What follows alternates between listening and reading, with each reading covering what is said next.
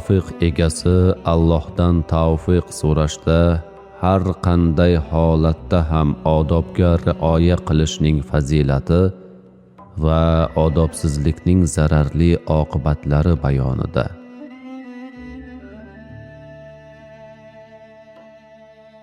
Qil adab tavfig'in Allohdan talab, mahrum bo'ldi lutfi haqdan beadab. Beadab etmas faqat o'zni ado, balki o't qo'ygay butun olam aro. Endi dasturxonda ko'kdan rizq ro'z, bor edi na oldi sotdi gap va so'z. Lek Muso qavmidan bir to'da zor derdi, yosmiq va sarimsoq qayda bor?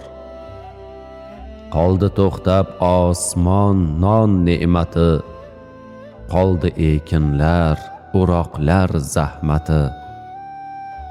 Qilgach Iso so'ng shafoat, haq tag'in berdi dasturxonda nozu ne'matin. Dog'i bezbetlar adabdin burdi bosh, qildi sarqitni gadolardek talosh. Yolvorib Iso dedi kim, bul karam doimiy yerda sira bo'lmaydi kam. Badgumonlik qildilar, hirsu huzur barcha ne'matga etilgan kufr erur. Har tama hirsu so'qirlik kecha kun yopdi rahmat eshigin ul qavm uchun. Yog'magay yomg'ir zakot ushlansa to, ham zinodan tarqalar har yon vabo.